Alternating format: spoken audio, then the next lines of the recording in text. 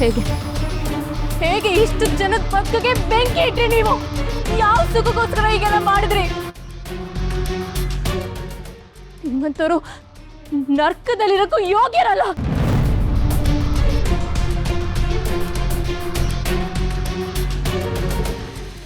ಸಾರಿ ನಿತ್ಯ.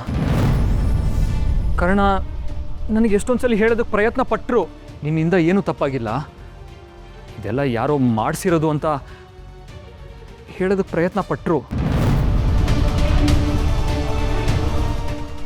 ಆದರೆ ಆ ಟೈಮಲ್ಲಿ ನನಗೆ ಬುದ್ಧಿ ಕೆಟ್ಟಿತ್ತು. ಇವ್ರು ತೋರಿಸಿರೋ ಸುಳ್ಳೆ ಸತ್ಯ ಅಂತ ನಂಬಿಟ್ಟೆ.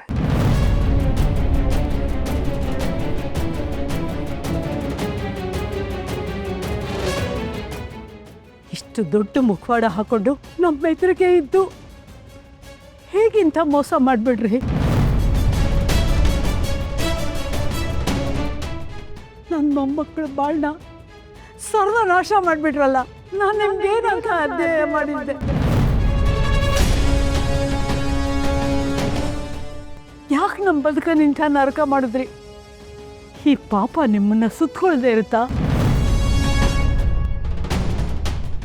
ಆ ದೇವರು ಕೂಡ ನಿಮ್ಮನ್ನ ಯಾವತ್ತೂ ಕ್ಷಮಿಸಲ್ಲ. ಇಲ್ಲ ಇಲ್ಲ, ಇಲ್ಲಿ ಎಲ್ಲ ಸೇರಿ ಸುಳ್ಳು ಹೇಳ್ತಾ ಇದ್ದಾರೆ.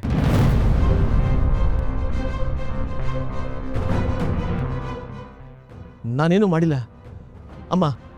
ಇದನ್ನ ನೀನು ನಂಬ್ತೀಯಾ? ಮಾತಾಡಬೇಡ ನೀನು. ನನ್ನ ಅಮ್ಮ ಅಂತ ಕರಿಬೇಡ ನೀನು.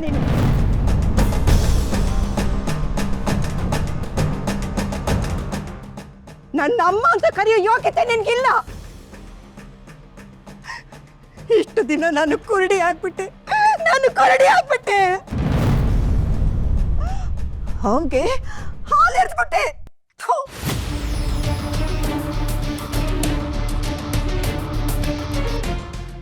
ಕರ್ಣ ಹೇಳಿದ್ದು ನಿಜ. ನೀನು ರಾಕ್ಷಸನೇ, ಅವನಿಗಿಂತ ಕಡೆ.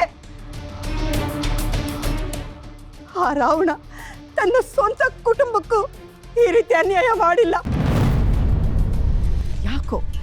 ಯಾಕೋ ನಿಂಗಿಂತ ದುರ್ಬುದ್ಧಿ ಬಂತು?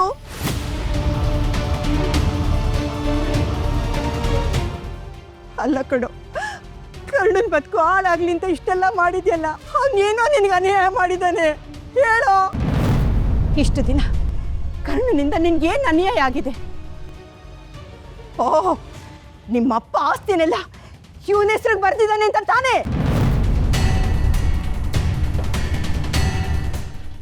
ಒಂದು ವೇಳೆ ಎಲ್ಲ ಆಸ್ತಿನೂ ನಿನಗೆ ಅವನು ವಾಪಸ್ ಕೊಟ್ರೆ ನಿನ್ ಬುದ್ಧಿ ಬದಲಾಗುತ್ತೇನೋ?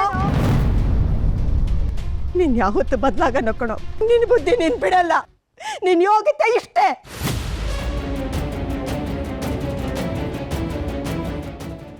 ನಿನ್ನ ನಾನು ಮಗ ಅಂತ ಎತ್ತದ್ನಲ್ಲ, ಎಲ್ಲ ನನ್ನ ಕರ್ಮ ಕಣೋ, ನನ್ನ ಕರ್ಮ.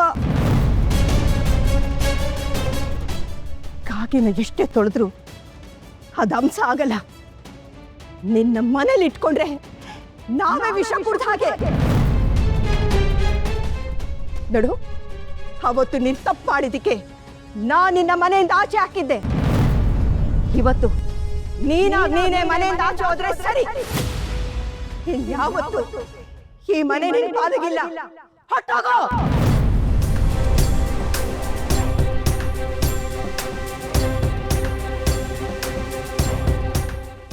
ಅಜ್ಜಿ, ಒಂದು ನಿಮಿಷ.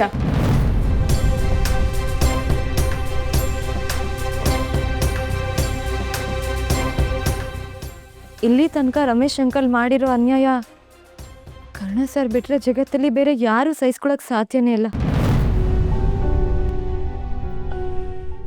ಕರ್ಣ ಸರ್ಗೆ ಹಿಂಸೆ ಕೊಡ್ಬೇಕಂತಾನೆ ಇವ್ರು ಇಷ್ಟೆಲ್ಲ ಮಾಡಿದಾರಂತ ನೆನ್ಸ್ಕೊಂಡ್ರೇನೆ ಮನ್ಸಿಗೆ ತುಂಬಾ ನೋವಾಗುತ್ತೆ.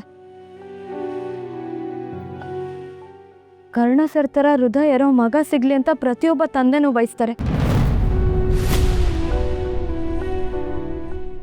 ಕರ್ಣ ಸರ್ ಇವ್ ಸ್ವಂತ ಮಗ ಅಲ್ಲ, ಒಂದೇ ಒಂದು ಕಾರಣಕ್ಕೆ ಇಷ್ಟೆಲ್ಲ ದ್ವೇಷಿಸ್ತಾರೆ ಅಂತ ನೋಡಿದ್ರೆ ಒಂದ್ ಕಡೆ ದುಃಖ ಆಗುತ್ತೆ, ಬೇಜಾರು ಆಗುತ್ತೆ. ಒಂದ್ ಕಡೆ ಇವ್ರ ಮನಸ್ಥಿತಿ ಹೀಗಿದೆಯಲ್ಲ ಅಂತ ಅಯ್ಯೋ ಪಾಪ ಅನ್ಸುತ್ತೆ. ಸೇಡ್ ತೀರ್ಸ್ಕೊಳ್ಳೋದು ಮನುಷ್ಯನ ಸಹಜ ಗುಣ. ಆದ್ರೆ ಶತ್ರುನ ಪ್ರೀತಿಯಿಂದ ಗೆಲ್ಲೋದು ಮನುಷ್ಯತ್ವ. ನಾನು ಈಗಷ್ಟೇ ಮದುವೆ ಆಗಿ ಮನೆಗೆ ಬಂದಿದ್ದೀನಿ. ನಿಮ್ಮೆಲ್ರಿಗಿನ್ನ ಚಿಕ್ಕವಳು. ನಾನು ಹೇಳೋದ್ರಲ್ಲಿ ಎಷ್ಟು ಸರಿ ಎಷ್ಟು ತಪ್ಪು ಅಂತ ನನಗೆ ಗೊತ್ತಿಲ್ಲ. ಆದರೆ ರಮೇಶ್ ಅಂಕಲ್ಗೆ ತಿದ್ಕೊಳ್ಳೋಕ್ಕೆ ಒಂದು ಅವಕಾಶ ಕೊಡಬೇಕು ಅನ್ನೋದು ನನ್ನ ಅಭಿಪ್ರಾಯ.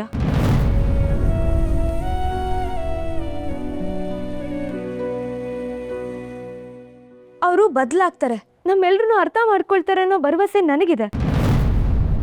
ನೋಡು, ಕೇಳಿಸ್ಕೋ. ನಿನ್ಗಿಂತ ಚಿಕ್ಕ ಹುಡುಗಿ, ಅವಳಿಗಿರೋ ಬುದ್ಧಿ ನಿನ್ಗಿಲ್ವಲ್ಲೋ. ನಿನ್ನ ಕೆನ್ನೆಗೆ ನೀನೇ ಹೊಡ್ಕೋ.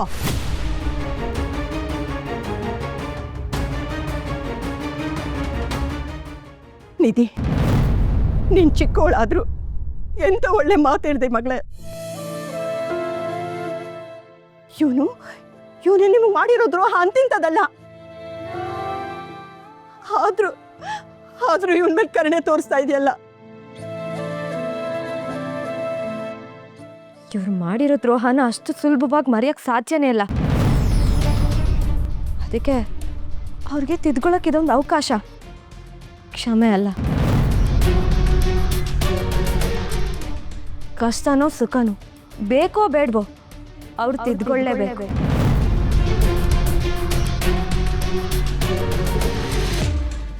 ಈ ಹುಡುಗಿಗಿರೋ ಸಂಸ್ಕಾರ ನಿನ್ಗಿಲ್ದೆ ಹೋಯ್ತಲ್ಲೋ. ಬರೀ ಮನ್ಸಿದ್ರೆ ಸಾಲದು ಕಣೋ, ಮನ್ಸಲ್ಲಿ ಪ್ರೀತಿ ಇರಬೇಕು. ಆ ಪ್ರೀತಿ ಏನು ಅಂತ ನಿಧಿ ತೋರಿಸಿದಾಳೆ ಕೊಡೋ.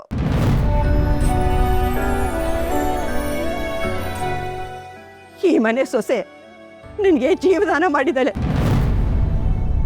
ಇನ್ಮೇಲಾದ್ರೂ ಮನುಷ್ಯನಾಗಿ ಬದುಕೋದನ್ನ ಕಲಿ.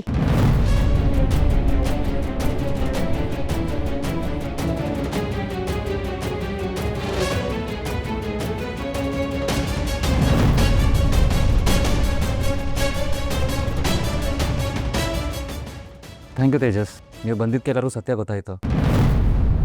ಎಲ್ಲದಕ್ಕೂ ಕಾಲ ಕೂಡಿ ಬರಬೇಕು ಅಂತ ಹೇಳ್ತಾರಲ್ಲ, ಅದೇ ಅನಿಸುತ್ತೆ.